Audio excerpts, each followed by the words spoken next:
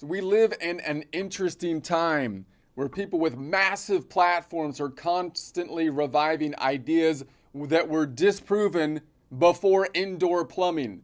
So right now we've debunked the mainstream media because they went completely crazy and they had sponsored people lying to us. And now of course we've got a bunch of people that are coming up and nobody believes anything. And all you have to say is, look, you can't stop me from saying stuff and no one's trying to stop you from saying stupid stuff, but we still need to say that the things that people are saying are stupid when the things that people are saying are stupid because that's how the whole system's supposed to work. So it's like, yeah, the classic line these days again is this idea that even in like the Christian circles, and this is a line that I've never even, it seems to break the theology of Christianity. So I never thought it was that anybody actually took it kind of like serious. But you see people dancing around it all the time, especially in some of the major influencers right now. And that's the idea that like the Jews killed Jesus, right? And this is from a theological kind of standpoint. And, so that you see them kind of dancing around this idea, which I always assumed was so theologically illiterate, no one took it seriously. Then again, I also thought nobody would treat Disney Star Wars as canon.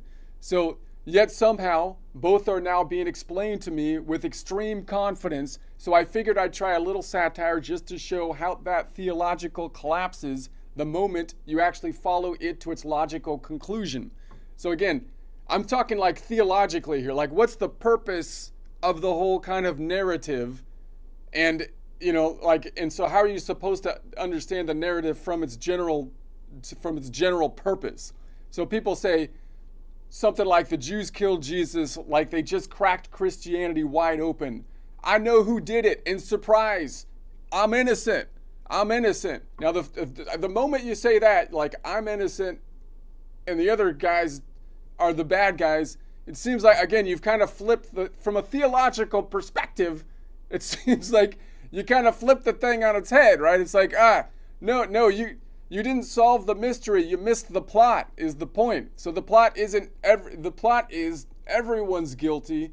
That's the whole story. Not basically historically. You could say, well, I wasn't there. That was like 2,000 years ago. I'm totally innocent. But theologically, you're supposed to be saying, well, we're all guilty, and that's the point, right? So that otherwise, how does the story make any sense if that's not the way you? So this isn't courtroom drama. It's a moral one. You don't get off on a technicality here. Saying some other guy's bad and I'm totally sinless doesn't fix Christianity. It unplugs the premise. That level of misreading is like taking a story built entirely on good and evil, like Star Wars, and handing it to Disney for a canon demolition, more brutal than the destruction of Alderaan, I mean, within minutes, the canon's gone. A million voices cry out and are suddenly silenced. Disney's like, the villains are just misunderstood. The heroes are actually the problem. And somehow you, a guy who's never trained, never sacrificed, never resisted temptation, are now morally flawless, totally innocent, right? That's called taking the plot, the point of the story, and flipping it on its head. So good is bad and bad is good. That's not you could do it from a story perspective, but you killed the meaning of the story, and the story is there to deliver meaning. So that's not fixing the plots. That's corporate fan fiction flogging the audience, for crying out loud. And here's how you can tell it's broken. Because like if you take the theology where really they kill Jesus instead of we all are responsible, then at the end of your life wouldn't be response, it'd be a PowerPoint defense.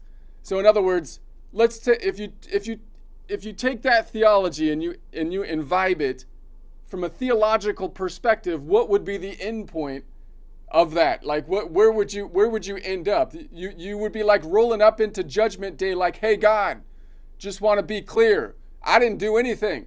I didn't do anything. Those people messed up. I'm clean. Open the gates. Honestly, you kind of owe me. You kind of owe me, you know, which is like horrifying, right? If that's the end of the theological thinking, the interpretation is theologically wrong. You could say, well, historically I wasn't there, but that's not the point. This is the story, you know. So also, that's not a recommended strategy, because Christianity doesn't end with I'm innocent, punish someone else.